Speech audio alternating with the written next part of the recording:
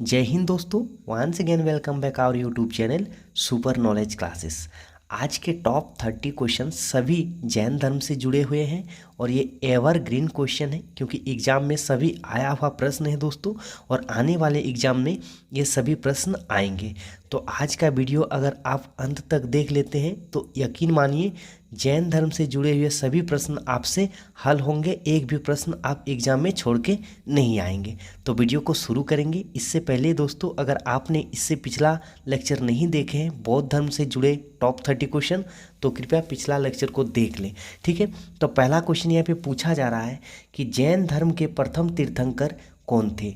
आपके लिए ऑप्शन है, option number A Parshvanath, option number B Rishabhdev, option number C Mahavir Swami और ऑप्शन नंबर डी चेतक।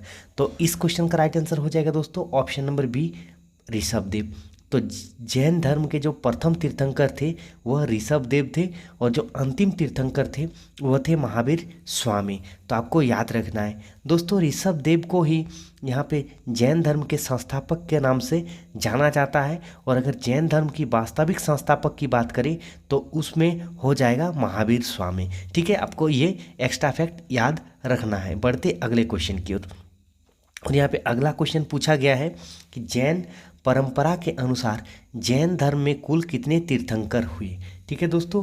तो आपके लिए ऑप्शन है, ऑप्शन नंबर ए 20 तीर्थंकर, option number B 22, option number C 24 और ऑप्शन नंबर डी 14। तो इस क्वेश्चन का राइट आंसर हो जाएगा दोस्तों ऑप्शन नंबर सी 14। तो जैन धर्म में टोटल कितने तीर्थंकर हुए थे, तो टोटल 24 तीर्थंकर हुए थे, आपको याद रखना है। बढ़ते हैं अगले क्वेश्चन की ओर। और अगला क्वेश्चन यहाँ पे पूछा गया है कि निम्न में से जैन धर्म के संस्थापक कौन है। निम्न में से जैन धर्म के संस्थापक कौन है।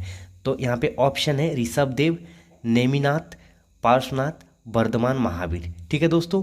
तो जैन धर्म के जो संस्थापक थे वह थे ऋषभदेव। तो इस क्वेश्चन का राइट आंसर हो जाएगा ऑप्शन नंबर ए ऋषभदेव। अगर जैन धर्म की वास्तविक संस्थापक की बात की जाए तो वहाँ पे महावीर स्वामी पर आप टिक लगाइएगा, ठीक है। बढ़ते हैं अगले क्वेश्चन की ओर।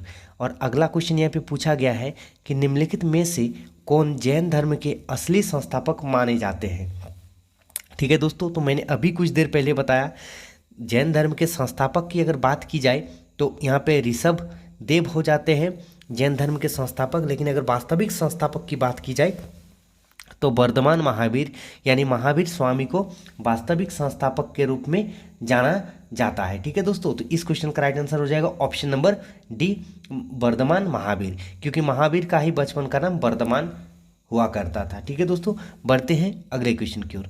और अगला क्वेश्चन यहाँ पे पूछा गया है महावीर का बचपन का नाम क्या था। तो महावीर का बचपन का जो नाम था दोस्तों वह अभी मैंने बताया वर्धमान। तो इस क्वेश्चन का राइट आंसर हो जाएगा ऑप्शन नंबर सी महावीर का बचपन का नाम था वर्धमान। बढ़ते हैं अगले क्वेश्चन की ओर। और यहाँ पे क्वेश्चन नंबर 6 आ गया है दोस्तों। और यहाँ पे पूछा जा रहा है कि जैन धर्म में पार्श्वनाथ तीर्थंकर हुए तो कितने नंबर के तीर्थंकर थे पार्श्वनाथ। तो यहाँ पे आपके लिए ऑप्शन है 24वें नंबर के, 23वें नंबर के, 22वें नंबर के और 19वें नंबर के। तो इस क्वेश्चन का राइट आंसर हो जाएगा दोस्तों ऑप्शन नंबर सी 23वें नंबर पर। तो पार्श्वनाथ कितने नंबर के तीर्थंकर थे, 23वें नंबर पर तीर्थंकर थे। बढ़ते हैं अगले क्वेश्चन की ओर। और यहाँ पे पूछा गया है कि महावीर का जन्म कहाँ पर हुआ था। आपके लिए ऑप्शन है Sarnath, option B Lumbini, option C Kundal Gram Vaishali और ऑप्शन डी नालंदा।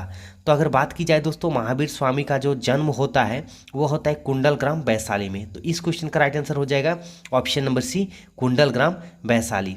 अगर दोस्तों लुम्बिनी की बात की जाए तो यहाँ पे भगवान बुद्ध का जन्म होता है लुम्बिनी में और उनकी मृत्यु होती है कुशीनगर में, आपको याद रखना है। और महावीर स्वामी का जन्म होता है कुंडल ग्राम और इनकी मृत्यु होती है पावापुरी में, आपको ये भी याद रखना है एक्स्ट्रा फैक्ट के तौर पर। बढ़ते हैं अगले क्वेश्चन की ओर। और अगला क्वेश्चन यहाँ पे पूछा गया है कि महावीर का जन्म किस क्षत्रिय गोत्र में हुआ था। आपके लिए ऑप्शन है, ऑप्शन नंबर ए शाक्य गोत्र, ऑप्शन नंबर बी यांत्रिक कुल, ऑप्शन नंबर सी सल्लास कुल और ऑप्शन नंबर डी लोचित्र कुल, लिच्छवी कुल, ठीक है दोस्तों। तो अगर आप शाक्य कुल की बात करें तो जो गौतम महात्मा बुद्ध थे उनका जो जन्म हुआ था उनका जन्म हुआ था शाक्य कुल में, और जो महावीर स्वामी थे दोस्तों, इनका जन्म हुआ था यात्रिक कुल में। तो इस क्वेश्चन का राइट आंसर हो जाएगा ऑप्शन नंबर बी, यात्रिक कुल। तो महावीर का जन्म किस क्षत्रिय गोत्र में हुआ था? तो यात्रिक गोत्र में हुआ था। बढ़ते हैं अगले क्वेश्चन की ओर, और अगला क्वेश्चन यहाँ पे पूछा गया है कि महावीर की माता कौन थी? आपके लिए ऑप्शन है यशोदा, अजन्ना, त्रिशला और देवी देवानंदी। तो इस क्वेश्चन का राइट आंसर हो जाएगा दोस्तों ऑप्शन नंबर सी, त्रिशला। तो महावीर की माता का नाम क्या था? त्रिशला। यही महावीर की माता थी, आपको याद रखना है। और उनके जो पिता थे दोस्तों, उनका नाम था सिद्धार्थ। आपको ये भी याद रखना है, पिता का नाम था सिद्धार्थ और माता का नाम क्या था दोस्तों? त्रिशला। आपको याद रखना है, ठीक है।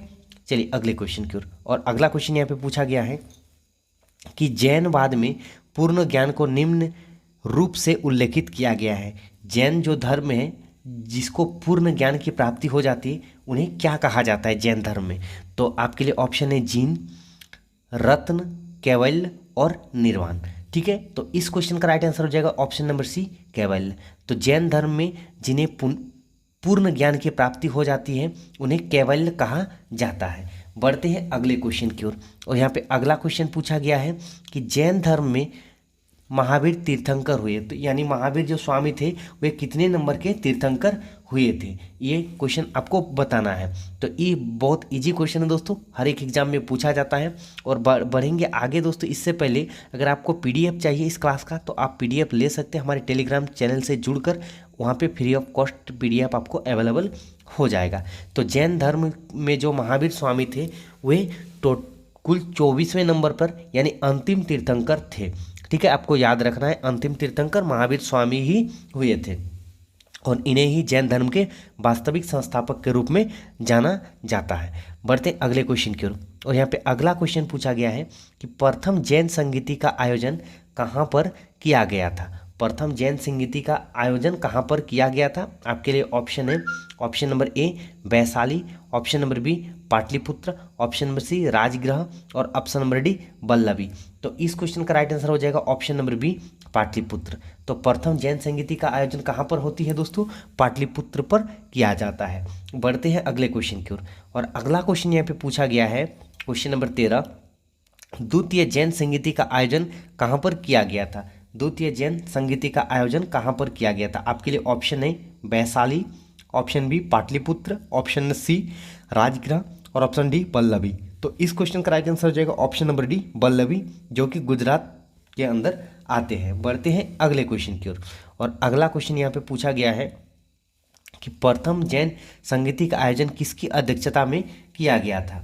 तो प्रथम जैन संगीति का जो आयोजन हुआ था दोस्तों, वह हुआ था आपका ऑप्शन नंबर बी स्थूलभद्र के अध्यक्षता में प्रथम जैन संगीति के आयोजन होता है। दोस्तों आपको एक चीज़ याद रखना है कि जैन जो धर्म है वह भी दो संप्रदाय में बंट गए थे, एक थे दिगंबर और दूसरा था श्वेतांबर। तो आपको बताना है कि दिगंबर को कौन यहाँ पे हैंडल कर रहा था और श्वेतांबर को कौन हैंडल कर रहा था। आपको इसका जवाब कमेंट बॉक्स में देना है।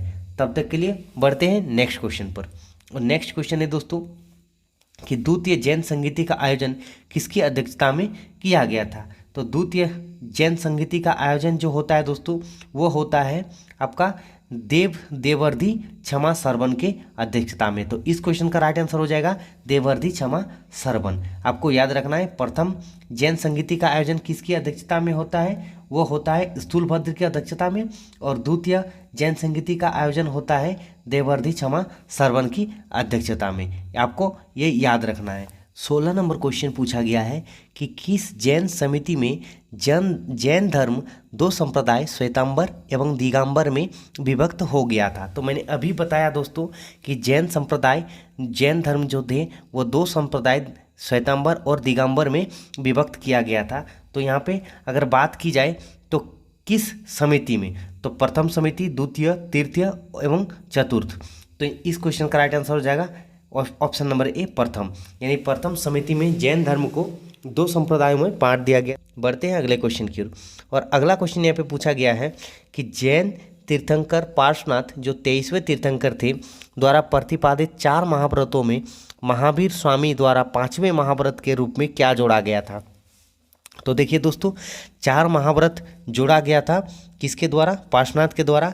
और जो 5वां महाव्रत था वो महावीर स्वामी ने जोड़ा था, और वह 5वां क्या था?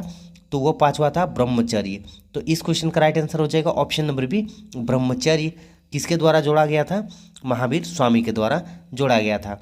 बढ़ते हैं अगले क्वेश्चन की ओर, और अगला क्वेश्चन यहाँ पे पूछा गया है दोस्तों, महावीर स्वामी ने कितने उम्र की अवस्था में संन्यास धारण किया था? तो महावीर स्वामी ने कितने वर्ष की उम्र में संन्यास धारण किया था? तो इस क्वेश्चन का राइट आंसर हो जाएगा ऑप्शन नंबर डी, 30 वर्ष। यानी जब उनकी आयु 30 वर्ष हो रहा था तभी उन्होंने अपना संन्यास धारण कर लिया था। चलिए चलते हैं नेक्स्ट क्वेश्चन की ओर, और नेक्स्ट क्वेश्चन यहाँ पे है, यहाँ पे पूछा गया है क्वेश्चन नंबर 19, निम्न में से भगवान महावीर स्वामी के भिक्षुणी संघ की प्रधान कौन थी? तो भगवान महावीर स्वामी जो थे उनके भिक्षुणी संघ की प्रधान कौन थी? तो इस क्वेश्चन का राइट आंसर हो जाएगा ऑप्शन नंबर बी, चंदना। आपको याद रखना है, भगवान महावीर स्वामी के जो भिक्षुणी संघ की प्रधान थी उनका नाम था चंदना। तो चलिए दोस्तों बढ़ते हैं अगले क्वेश्चन की ओर, और अगला क्वेश्चन यहाँ पे पूछा गया है कि निम्न में से महावीर स्वामी को किस वृक्ष के नीचे संपूर्ण ज्ञान की प्राप्ति हुई थी? तो आपके लिए ऑप्शन है, ऑप्शन नंबर ए पीपल वृक्ष, ऑप्शन नंबर बी बरगद, ऑप्शन नंबर सी साल, और ऑप्शन नंबर डी अशोक। तो इस क्वेश्चन का राइट आंसर हो जाएगा ऑप्शन नंबर सी साल। तो साल वृक्ष के नीचे ऋजुपालिका नदी के किनारे महावीर स्वामी को ज्ञान की प्राप्ति होती है। तो आपको नदी भी याद रखना है दोस्तों, कौन सी नदी? ऋजुपालिका नदी। और कौन सा पेड़? साल वृक्ष के नीचे।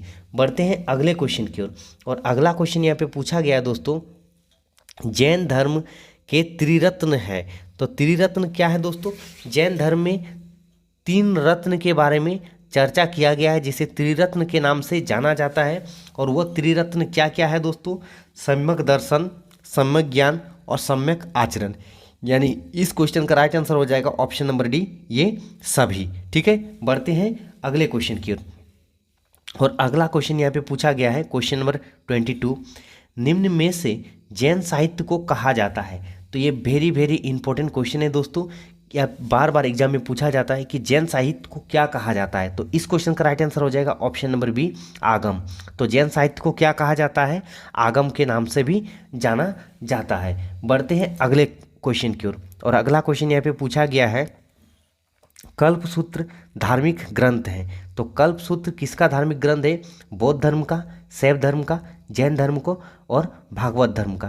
तो इस क्वेश्चन का राइट आंसर हो जाएगा दोस्तों ऑप्शन नंबर सी, जैन धर्म का। तो कल्पसूत्र जो एक धार्मिक ग्रंथ है वह है आपका जैन धर्म का धार्मिक ग्रंथ है। बढ़ते अगले क्वेश्चन की ओर, और अगला क्वेश्चन यहाँ पे पूछा गया है कि महावीर एवं बुद्ध दोनों ने किसके शासनकाल में उपदेश दिया था? तो मैंने जब बौद्ध धर्म के बारे में आपको टॉप 30 क्वेश्चन बताया था उसमें भी ये क्वेश्चन था दोस्तों, और इस जो मैंने जैन धर्म के बारे में अब बता रहा हूँ इसमें भी ये क्वेश्चन रखा गया है। तो इस क्वेश्चन का राइट आंसर हो जाएगा ऑप्शन नंबर बी, बिंबिसार।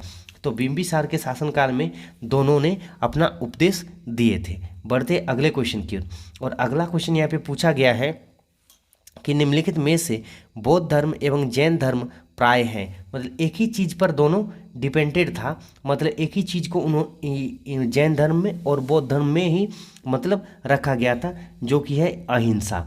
यानी बौद्ध धर्म में भी अहिंसा के पथ पर चलने को कहा गया था और जैन धर्म में भी अहिंसा के पथ पर चलने को कहा जा रहा है। बढ़ते अगले क्वेश्चन की ओर, और अगला क्वेश्चन यहाँ पे पूछा गया है कि किस शासक ने बौद्धों के लिए विख्यात विक्रमशिला विश्वविद्यालय की स्थापना की थी?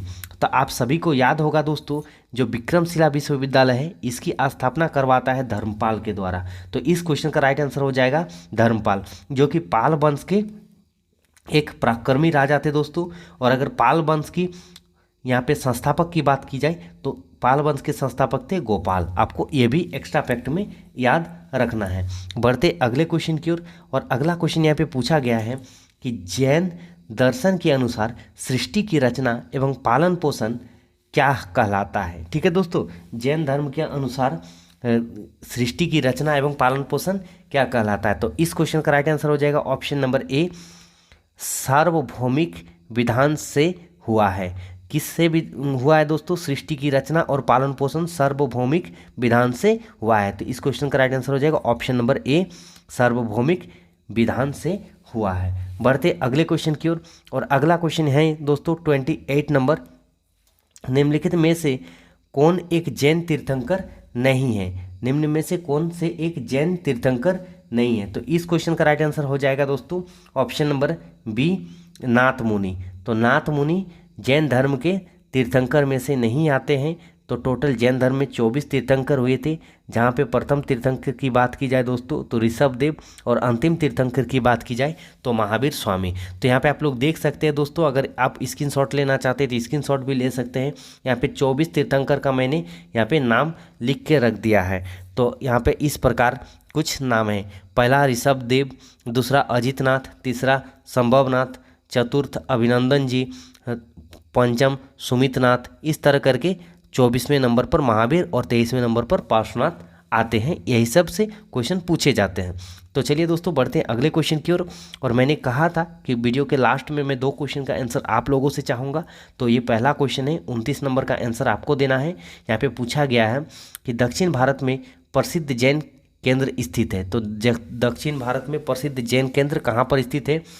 आपके लिए ऑप्शन है, option number A Rameswaram, option number B Kanchi, option number C Madurai, और option number D Shravana Belagola. आपको याद रखना है दोस्तों, श्रावणी बालगोला में किन्हीं का निधन होता है, इसके बारे में भी आपको लिखना है।